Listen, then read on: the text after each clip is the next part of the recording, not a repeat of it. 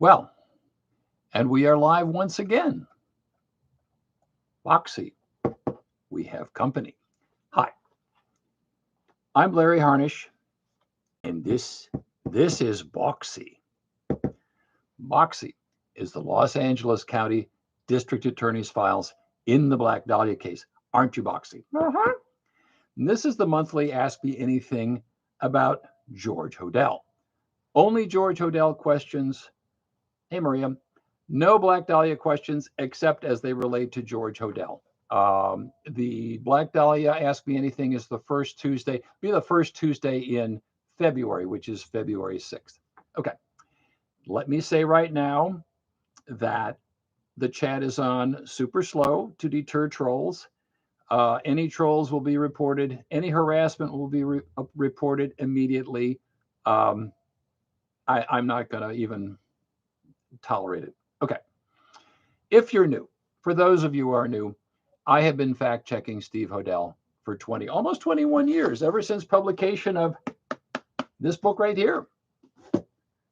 I don't know everything that Steve Hodel says. I have a working knowledge. I will tell you, as I always say, Steve Hodel lies. He lies all the time. He lies about everything. The average person who doesn't know anything about the Black Dahlia case, who doesn't know anything about law enforcement or the legal profession or the medical profession, you cannot imagine just how much he lies. It's staggering. You wouldn't think it would be possible, but it is. Let me give you a quick example.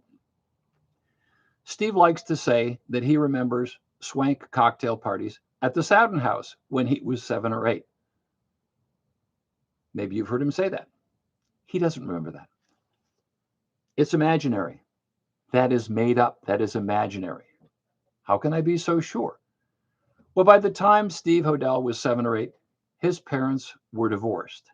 And Steve and his brothers were living with mom. And the childhood was not glittery cocktail parties with a Hollywood who's who. Steve Hodel's childhood was one of filth and neglect.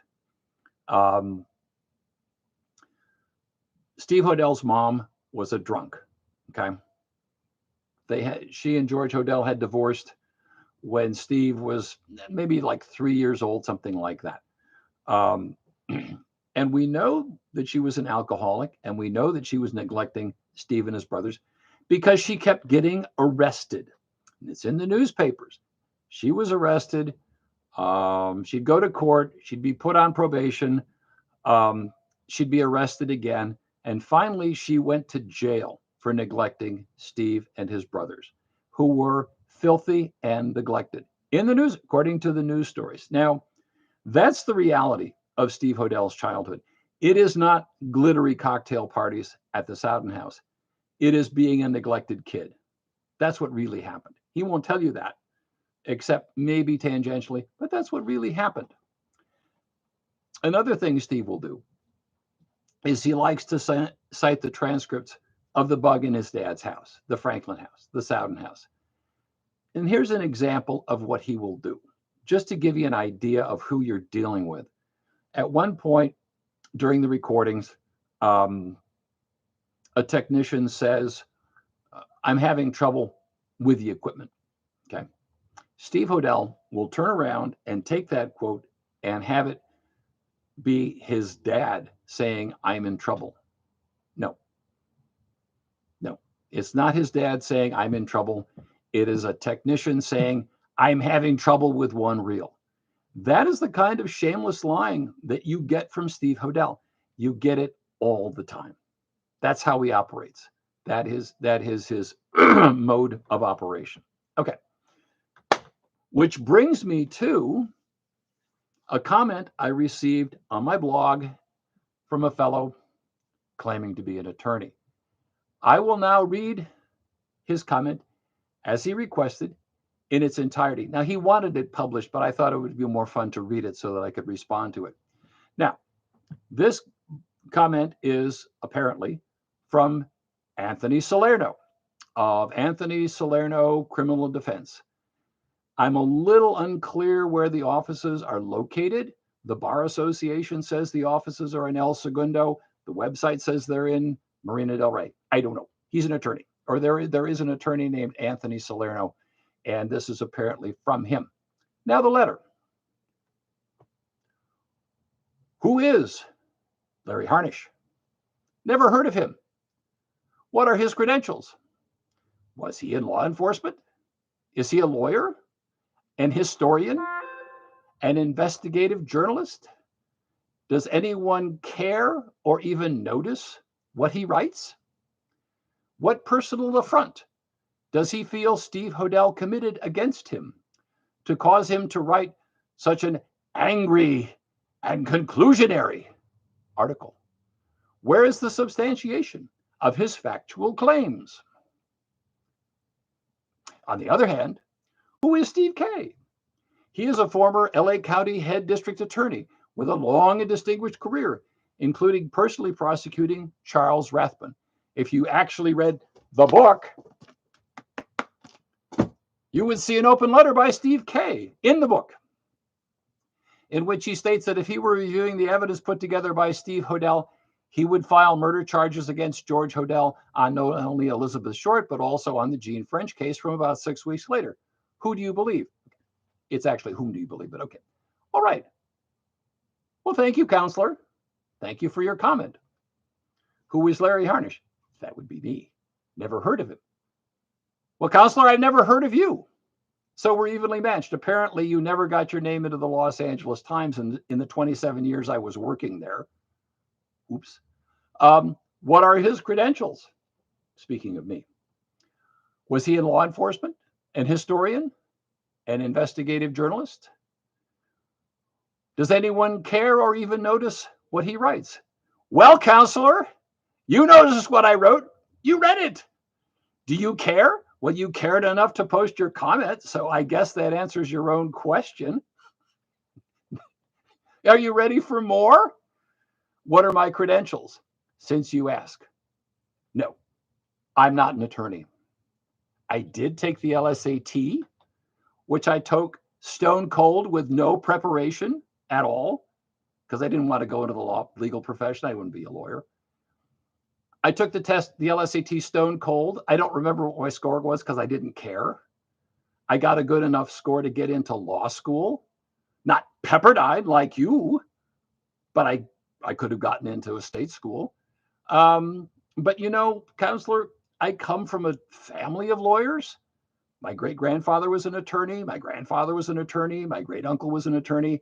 And I kind of decided that the legal profession wasn't for me. And I'm sure, given your comments, you would probably agree that I would be a poor fit for the legal profession. Okay. I did work on the court system for 6.5 years on a daily basis. I dealt with police officers and attorneys and people charged with crimes. And it was the entire range of criminal offenses, everything from shoplifting, burglary, robbery, GTA, murder. The only thing I never got in 6.5 years was theft of an airplane. I was kind of hoping somebody would steal an airplane so I could check that off. It's the only criminal offense that I didn't see in my 6.5 years in the court system. It's the only one. Oh, well. Am I a historian? Well, I'd like to think so. History and the facts are important to me. And yes, I was in journalism for 34 years, 27 at the Los Angeles Times, where I was a copy editor, technically a senior multi-content, multi-platform, a senior multi-platform content editor. I don't know how they came up with it. That was my job title. Okay. I also wrote columns and feature stories and blogged for several years for the Los Angeles Times. So that's kind of who I am.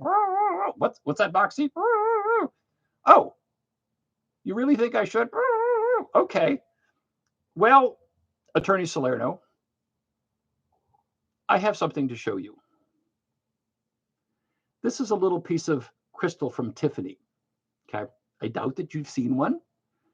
This right here is a picture of Joseph. This right here is a picture of Joseph Pulitzer. You see that? This is a picture of Joseph Pulitzer. And this is my name. Larry Harnish. What's that? Oh. Yes. I have a pair. Now, to be fair, and I do insist on being fair, there they are, Pulitzer Prizes, that's what they look like. Now, to be fair, these Pulitzer Prizes were awarded to everyone who worked at the Los Angeles Times. It wasn't just me. Although I did, in my defense, say I wrote the banner headline on the LA Times edition that won the Pulitzer, Looting and Fires Ravage LA. I wrote that. I could call myself a Pulitzer Prize winning headline writer if I wanted to do that. I don't see any reason to do that. Okay. But now that you ask about my credentials, I'm going to tell you I don't need any. All I need is a copy of Steve Hodel's crummy book and an inquisitive mind and factual information, newspapers and facts. That's all I need. I don't have to tell you anything more than that to have an opinion. All I need is a copy of the book and an inquisitive mind. That's it.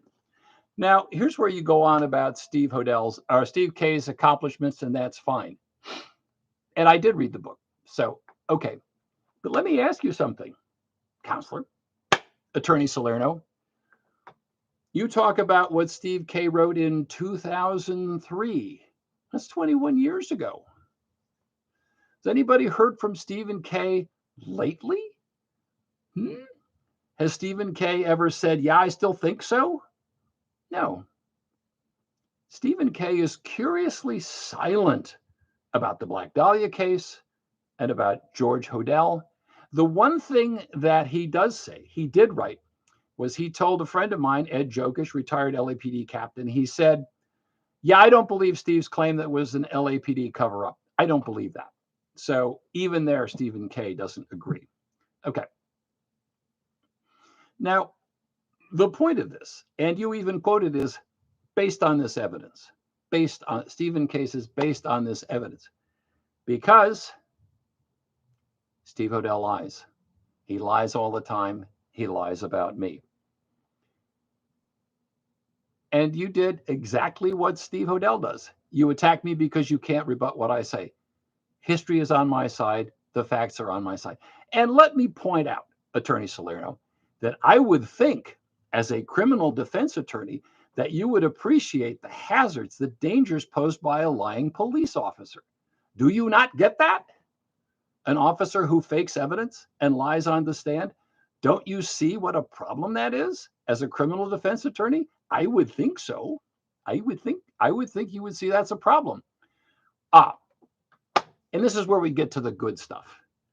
What personal affront does he feel that Steve Hodel has committed against him to cause him to write such an angry and conclusionary article?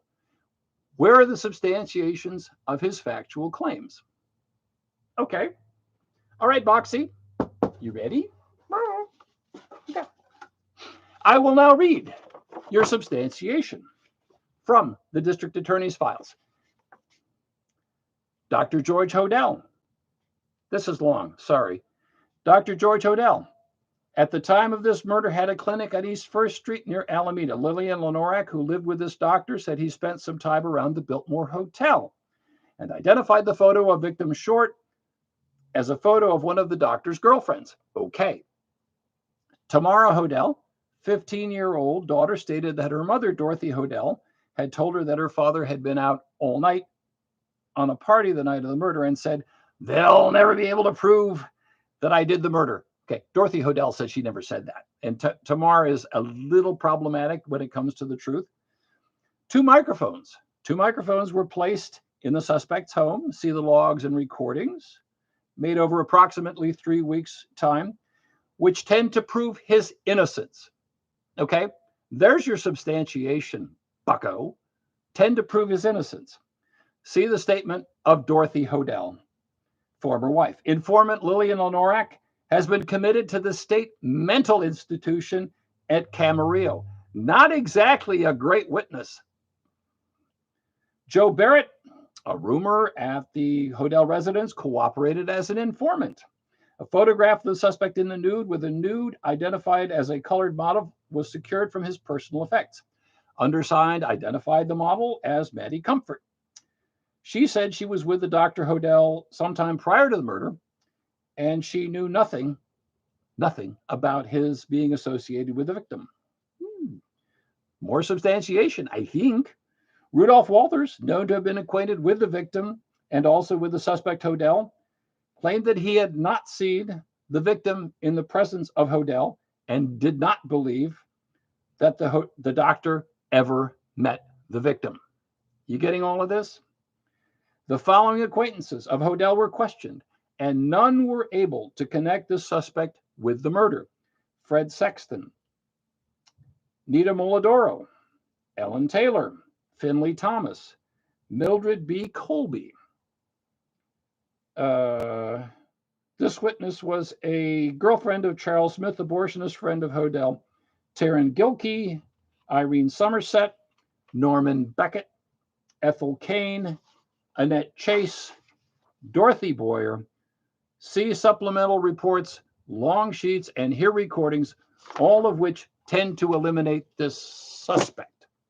So there's your substantiation, Attorney Salerno. There. Is that good enough for you? I hope so. Now, let me point out something. My quarrel with Steve Hodel is not personal. It's not about me. Okay? It's with him, it is. It's personal with me. It's not personal with him. It's much larger than that. My quarrel with Steve Hodel is about the effect, the damaging impact of a police officer entrusted with being truthful who lies so extravagantly. Who's damaged here? It's not me. The family of Elizabeth Short, the families of all the victims who Steve claims his father killed, 50 people in 50 years, and all the publications and the TV productions and the book publishers, all those victims of his lie. And I would argue, counselor, that society itself is grievously harmed by a police officer who lies. And that's all I have to say about that. Hope that answers your question, Attorney Salerno. Okay. Now, let's go very quickly to a discussion of the lost week. Steve Hodel says there wasn't one, that he, by reading the newspapers, has figured out where Elizabeth Short was. Okay. And I talked about this a little bit with the Black Dahlia Q&A, but I'll do on this one also. Let's see. Oh, yes. Who says there was a missing week? The cops. Okay. Number one, Jack Donahoe, head of homicide at the time of the Black Dahlia investigation, says, we don't know where she was. We could never figure it out. Who else says so? Harry Hansen, lead detective. We could never figure out where she was. We found some people who thought they had seen her, but they were very indefinite about it. And on the other hand, you have the people who told the newspapers they saw her. So it's the cops saying, yeah, we don't know where she was, and people in the paper saying they do. Apparently, Steve's assumption is that detectives in the 1940s didn't read the paper, which is ridiculous. Okay. The linchpin of Steve Hodel's claims are a policewoman named Merle McBride. Okay. And I won't get into the whole Merle McBride saga. She was, except to say she was working Skid Row. She was working the bus station. A young woman came up to her who was fleeing her jealous ex-boyfriend. And Merle McBride thought it was Elizabeth Short. Okay. Based on a verbal description. They never tell you that part. Okay. When, and you have to really dig in the newspapers. You have to dig in the newspapers to dig this out. But when Patrolwoman McBride was shown photographs of Elizabeth Short, she was like uncertain. She walked it back. Okay. Regardless of what she told Steve Hodel 50 years later, it doesn't matter. At the time, when it was fresh in her mind, They showed her pictures of Elizabeth Short, and she said, well, maybe not. Okay. But the other point is the people who thought they saw Elizabeth Short were really sure that they saw Elizabeth Short. There was a clerk at Union Station, Railway Express clerk, thought she checked her baggage to Alaska. Okay. Identified Red Manley as the guy who was with her. Finally, the woman who actually did check her luggage to go to Alaska said, "Hey, no, it was me." Okay. And there's this couple who was running a rooming house, a hotel on Washington Boulevard. They also were sure that they saw Elizabeth Short. Once they saw photographs, showing more photographs of Elizabeth Short, it's like, no, they weren't sure either. They walked it back. So that's kind of that. All righty. Enough of me. Let's go to the live questions. And I'm going to alternate between live. You know how this works, live and submitted questions. I'm going to cut it off at an hour, or Instagram will eat the video. So I need to do that. Okay, so let's scroll over here. Let's see. Yeah, right. DB Cooper, exactly. Yep. What was Stephen K's reputation before he became associated with Hodel? He had a good reputation. He actually did. He worked the Manson family case. Vince Bugliosi was the lead prosecutor on that. He did work the Manson case. He was a respected prosecutor until he tied up with Steve Hodel. And the question is, and now that Attorney Salerno has asked, well, what about Steve K? I think it might be useful to contact Attorney Stephen K to see if he is willing to comment. If he has ever revisited his support of Steve Hodel. I think I might do that. I think that might be fun. Okay, let's see if I got one over here on the submitted questions. Let's see, anything on Instagram? No, thank you. Do you have a copy of this Hollywood Independent piece Steve Hodel sent to his father, the one that awarded him the Inspector Clouseau Award? No, I don't know about that. That's news to me. Steve likes to hand out these Inspector Clouseau awards. He gives one to Luigi Warren, his sidekick. He gives one. I think he gave his dog an Inspector Clouseau award. I don't know. Anyway, did Steve Hodel ever express any interest in Elizabeth Short prior to writing the Black Dahlia Avenger? I have no idea. I don't know. He claims Steve has a very interesting sort of circuitous path to the Black Dahlia. He claims he never heard of it, except, of course, they were showing the pictures at the Academy. And, of course, he saw the made-for-TV movie with Lucy Arnaz. And so he had seen that. And so when he got these photographs that he said are Elizabeth Short, and of course they're not, but he said they are, it reminded him of this made-for-TV movie, which of course wasn't Elizabeth Short at all. It was Lucy Arnaz made up as Elizabeth Short. That's kind of where, it's very tangential. I mean, Steve's whole claim is, Steve's whole attitude is, I was just walking down the street minding my own business when all of a sudden the Black Dahlia case landed on me and I knew nothing and blah, blah, blah, blah, blah. That's his general attitude. Have you ever met Steve Hodel and asked him directly about the lies he has written? And if so, what was his reaction? Oh, Eugene, that's a great question. The closest I ever got was a reading. I attended a reading that Steve Hodel did, and it was going to be a big confrontation. And again, this illustrates the harm that Steve Hodel has done, not to me, okay, but to other people. He has major claims about LAPD corruption, okay, specifically the family of Thad Brown, who was a very respected police officer. He was chief of detectives, and he became acting chief after William Parker died. Okay, that's who Thad Brown is. And so this was going to be a big confrontation at one of his readings between the family of Thad Brown, who was going to call him out for lying. And the people running the book signing cut him off They didn't want to hear any complaints about Steve Hodel. They didn't want to hear anybody um, challenge him. Steve's very good about avoiding challenges and avoiding that kind of thing. But that was supposed to be the big confrontation. And also, Ed Jokish was there. And Steve likes to say, well, here's all these conveniently dead police officials who say I solved the case. Let me tell you about the police officials who say he didn't solve it. Exhibit number one is retired LAPD Captain Ed Jokish, who worked homicide. He was assigned to homicide in the 1940s. He didn't work the Dahlia case. I think he maybe got a little piece of it. He was working other cases. He went to his grave fighting with Steve Hodel over what a liar he was. So, that was supposed to be the big confrontation. I was kind of in the background. I was going to let them do it. And the attitude was, we're just here to sign books and sell books. And you people who want to challenge Steve Hodel, go away. And that was that. Let's see here. What else have I got?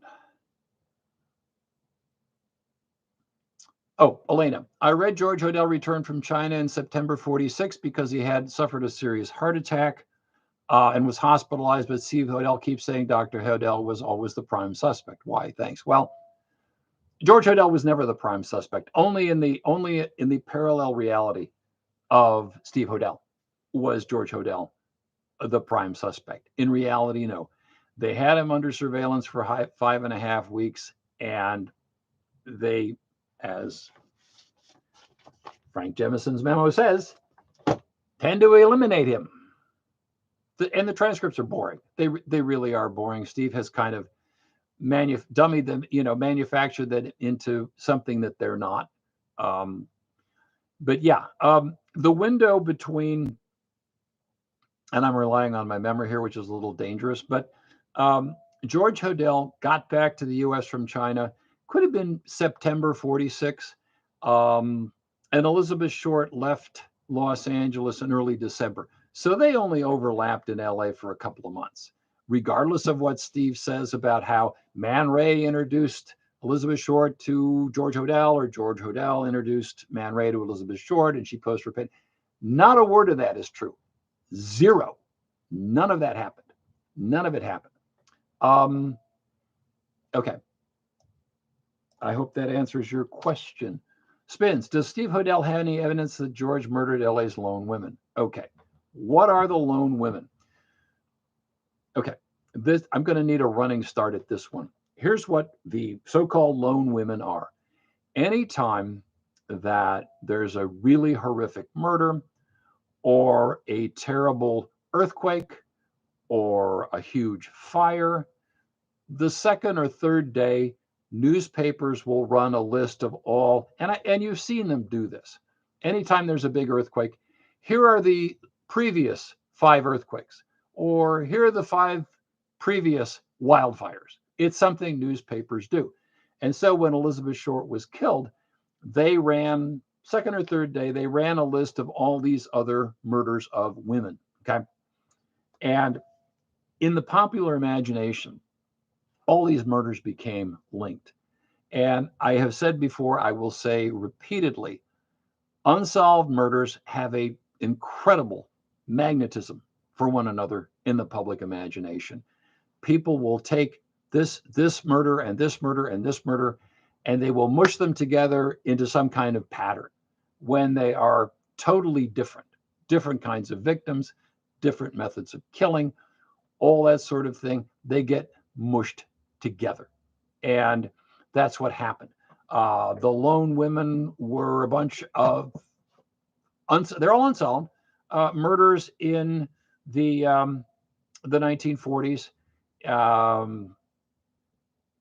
There's Jean French, Georgette Bowerdorf. I mean, it's kind of like now the top 10 unsolved murders of LA of the 40s. Jean French, Georgette Bowerdorf. There was the woman who was found on the golf course. I forget her name.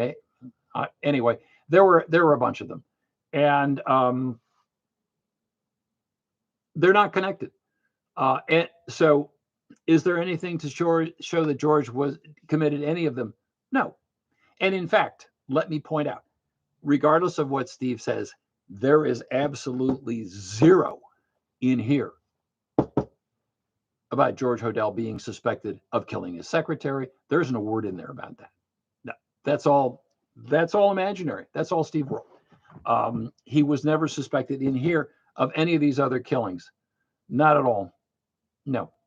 So, is there any evidence that he murdered the LA's lone women? No, there's no evidence that he murdered anybody. And again, this is the damage that Steve Hodel has done. He actually went back to Chicago to meet, or not Chicago. He went back to Illinois, wherever William Hirons was being held in prison, um, to say that no, you're innocent. You didn't do it. My dad killed Suzanne Degnan, and it's like that's just shameless. Steve never did any of the groundwork to establish that his father was even in Chicago, the Chicago area at the time. In Steve world, George Hodel can just magically appear someplace, do a famous murder, because he only does famous murders, and then disappear.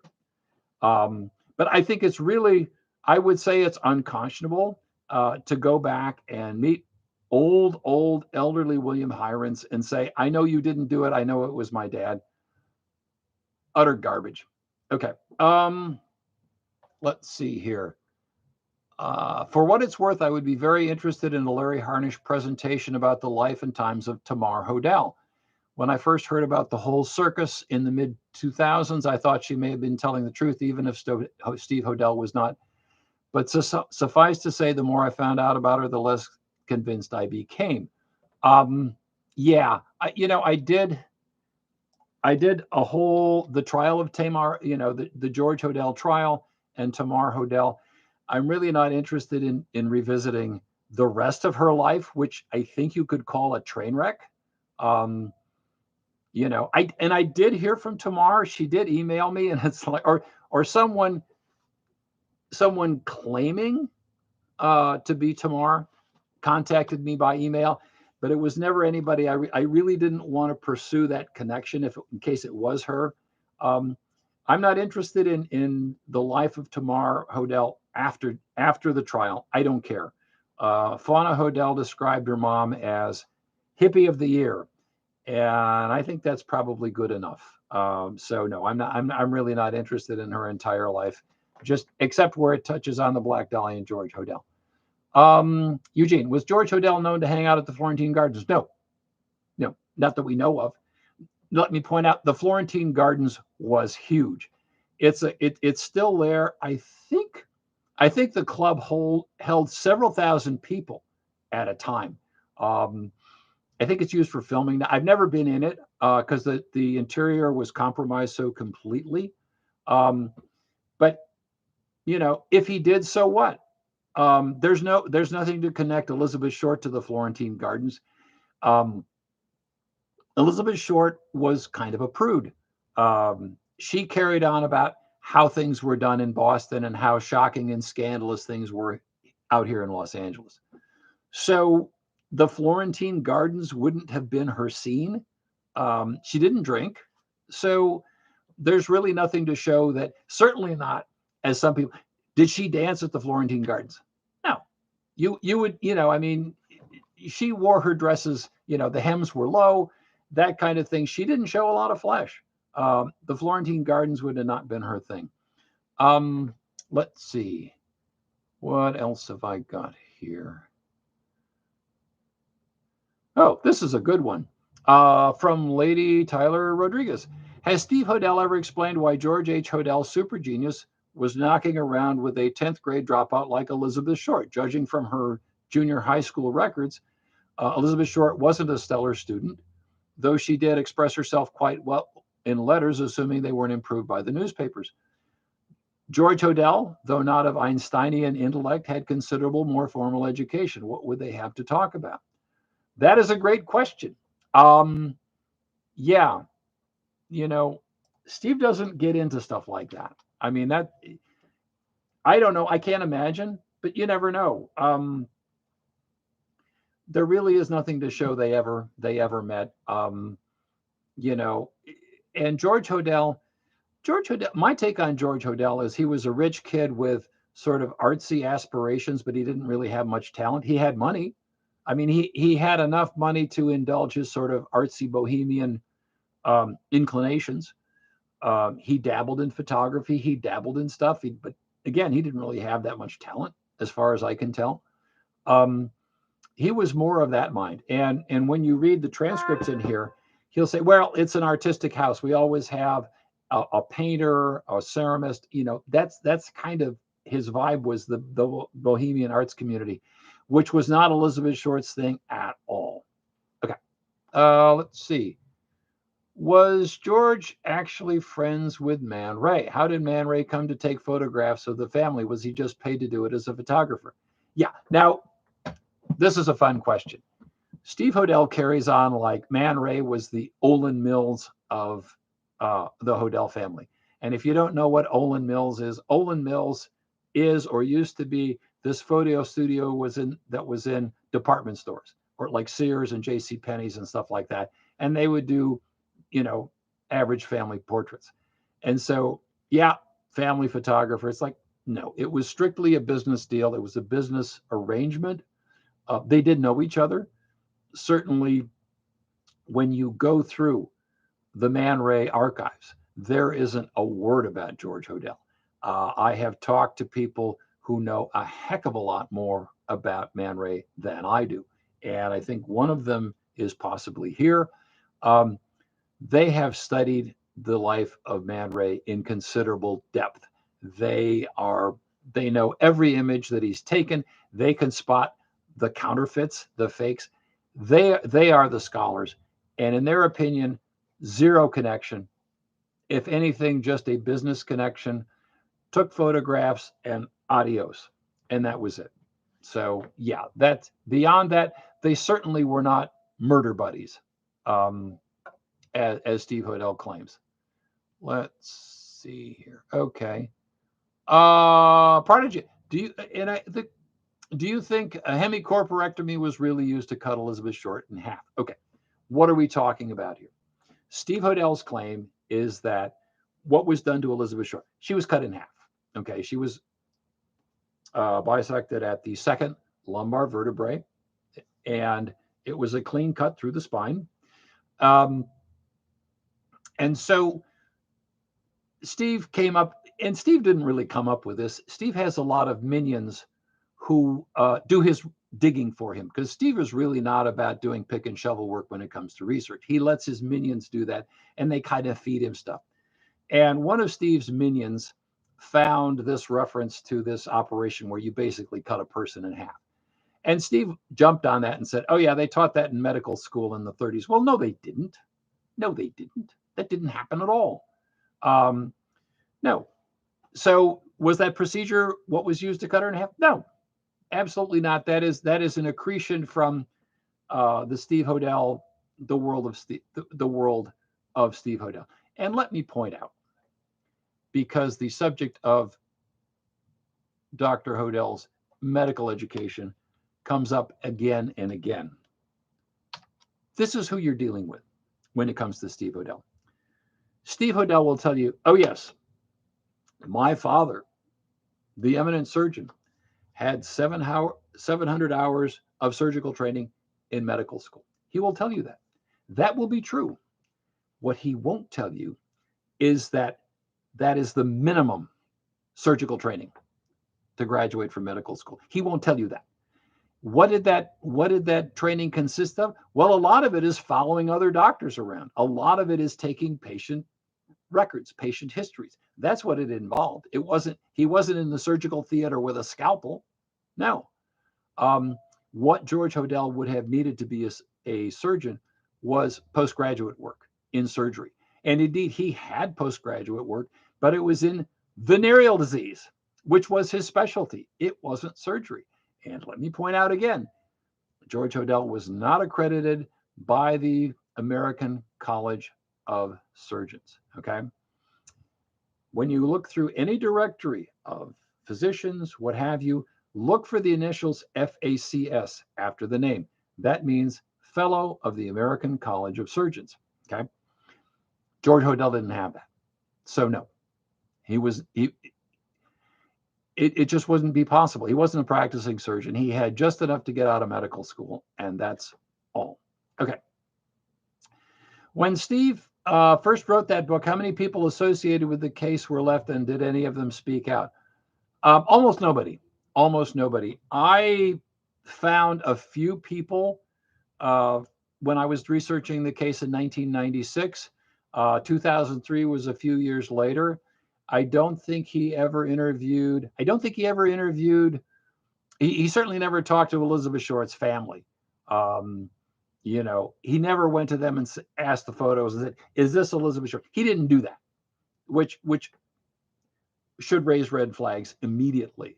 Um, I'm not sure who else was left. There was the woman who found the body. I think he might have talked to her. He might have talked to her. Um, but he didn't talk to the first police officer on the scene. He didn't talk to Ralph Asdell. I'm not sure Ralph Asdell was alive at that point. He kind of sealed himself up in a little cave and did all his research online. He did talk to eventually. He did talk to Merle McBride, and I don't know what she told him. I don't care. What she said in 1947 is all I care about because it was fresh in her mind. It had just happened. That's all I care about. What they say now is not that relevant. Did any of them speak out? Yeah, Ed Jokish did. Ed Jokish worked homicide in 1947. He knew Harry Hansen. He knew Finest Brown. He was buddies with Jack Donahoe, head of homicide in 47. And he said Steve Hodel was full of it. Ed Jokish went to his grave saying that Steve Hodel was full of it. And in fact, Ed Jokish also got Gary Ingmanson, who was the lawyer for the Los Angeles Police Protective League. He got them. Gary Ingmanson wrote a letter. It's online saying, yeah, Steve Hodel's full of it. So, no,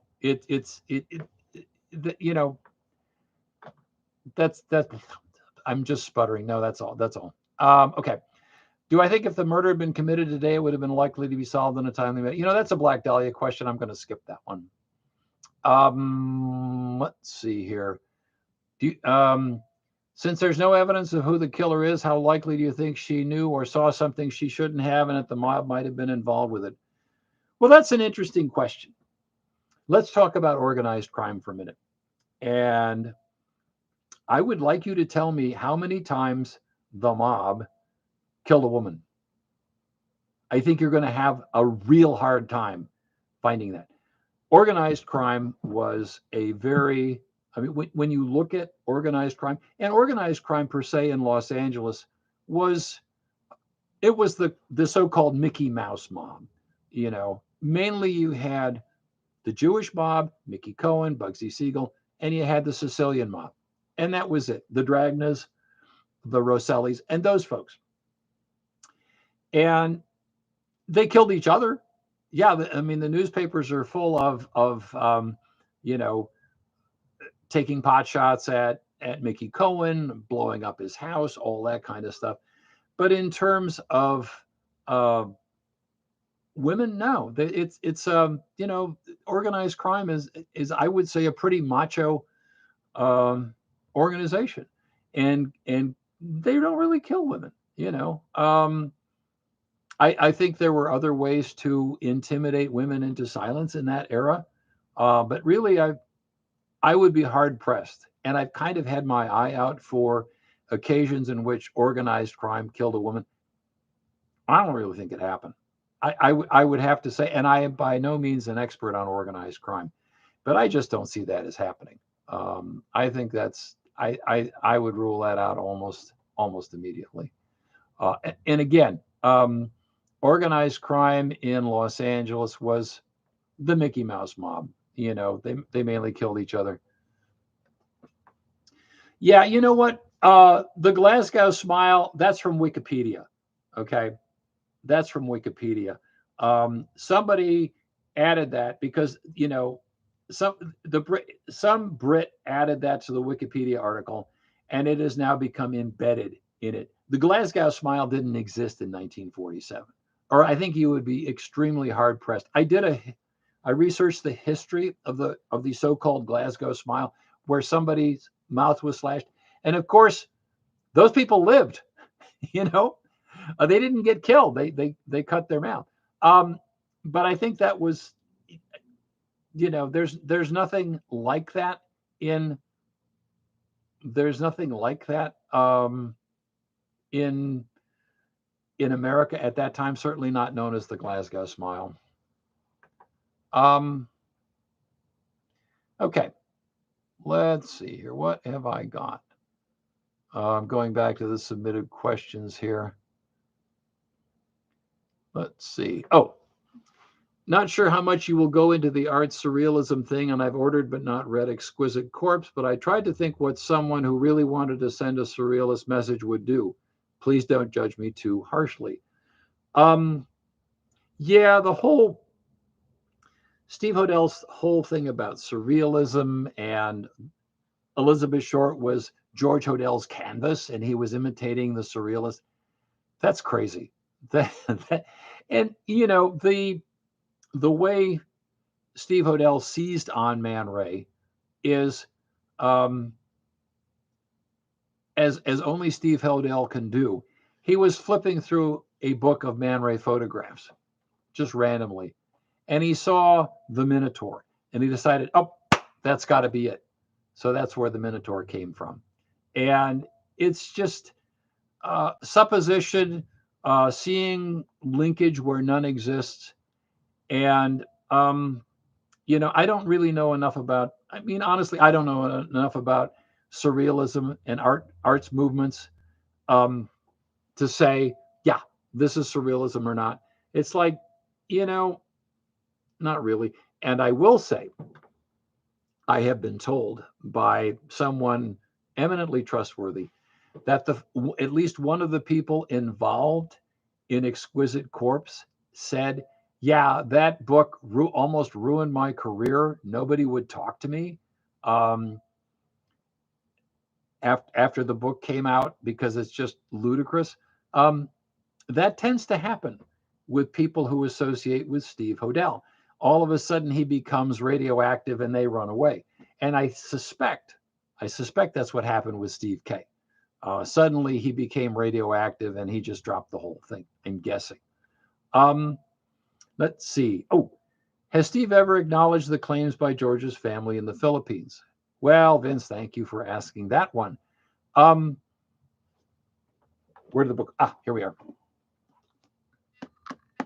Steve Hodel wrote Black Dahlia Avenger in total secrecy. Nobody knew what he was working on. He didn't tell anybody in the family, nothing. Nobody knew what he was doing. They all kind of thought he was doing a family history. And so when the book was published, there was significant backlash from certain members of the family. There was a lot of there remains a lot of bad blood in the Hodel family over the book. Um, Certainly among the Philippine Hodels, they hate Steve. Um, Steve's oldest half brother, Duncan, never talked to him again. Duncan Hodel testified in his father's behalf at the trial where Tamar had made these allegations against him. Duncan Hodel testified on behalf of never talked to Steve Hodel again after publication of Black Dahlia Avenger. So yeah, it isn't as it there's a lot of bad blood, and I'm told by numerous people who know Tamar where I didn't, that she was furious about what Steve wrote about her, and he found a way to placate her. um, I don't know the details of that. I didn't experience it directly, so I'm a little reluctant to get into it too much, but my understanding is that Tamar was also uh, angry with Steve until he found a way to placate her. Uh, might have involved money or some some way to soothe her hurt feelings. Um, Now the other thing about it, and just take a long running start at the whole Philippine connection. Steve loves to have his dad fleeing just ahead of the police. Well, it didn't happen. Okay. Steve will say, yeah, well, Lieutenant Jemison was just about to arrest my dad when he fled to Hawaii. Okay, no. Hawaii was at the time an American territory. If the LAPD had wanted him, butthurt hotline. If the LAPD had wanted to extradite George Hodel, they darn sure would have done it.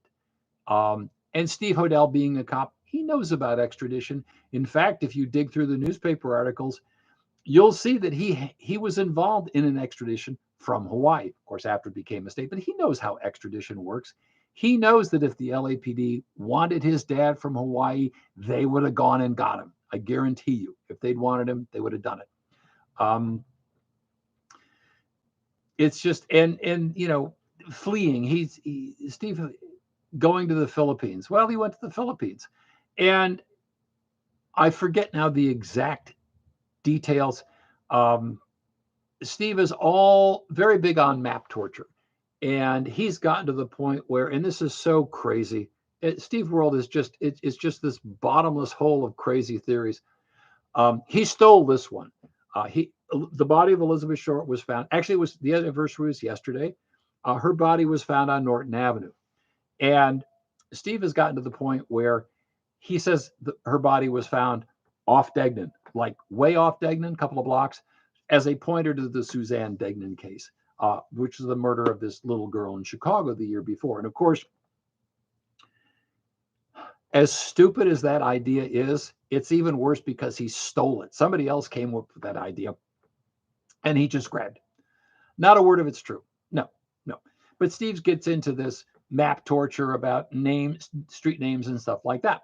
So he will say, well, there was this killing in the Philippines, and it was, only blocks from his house, and, there's this street named Zodiac and Dahlia, blah, blah, blah. It's like, you go to we live in the internet age when we can look at the map of Manila and see what these distances are. We can look up what his address was, and it isn't like steps away from his house. No, it's a long ways away. Steve is just banking on everybody's ignorance. Just that is the biggest. Steve Hodel's biggest weapon is an ignorant readership where people don't know how this stuff works. He will take advantage of you every time. He will take advantage of your ignorance, what you don't know. He will tell you things about law enforcement that are absolutely impossible.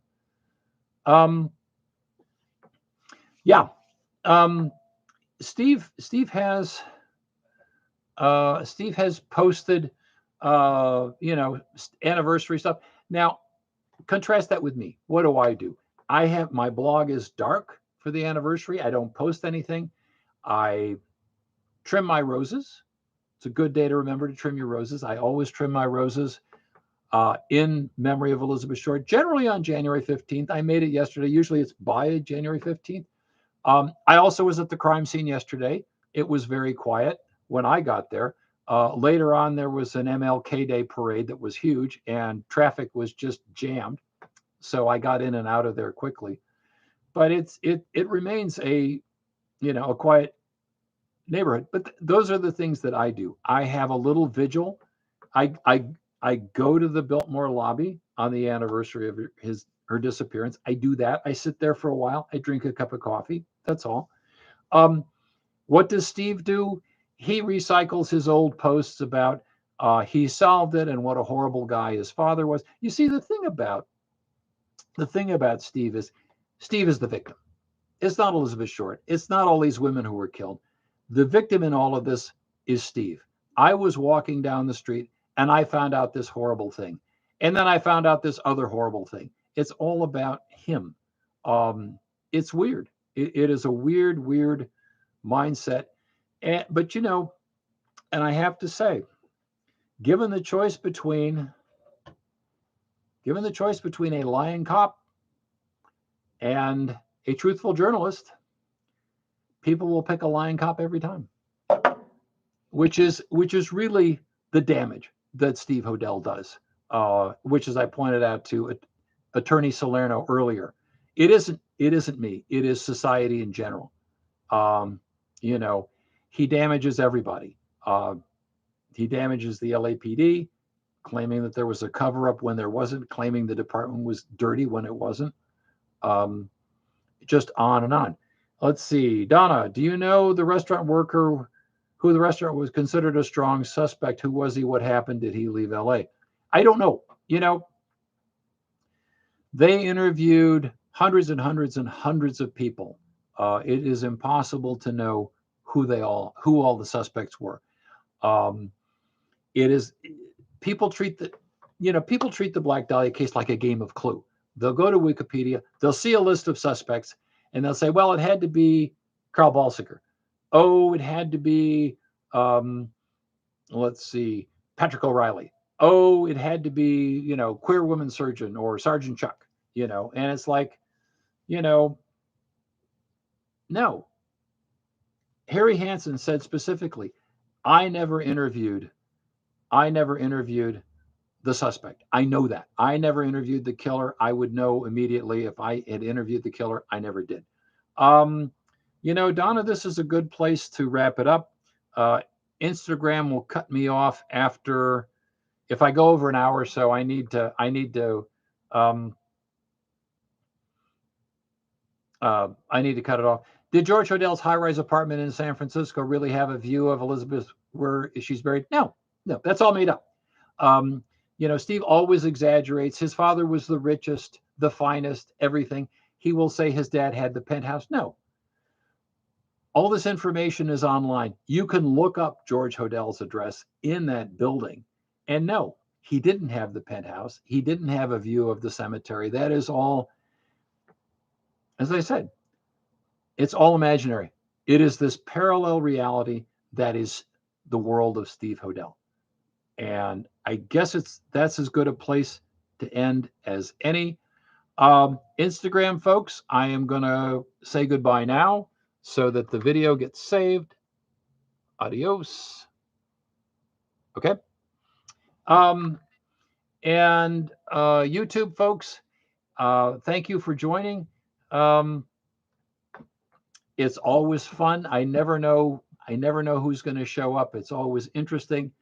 And yeah, I'll do it again next month. The next one will be in February 20th will be the next one.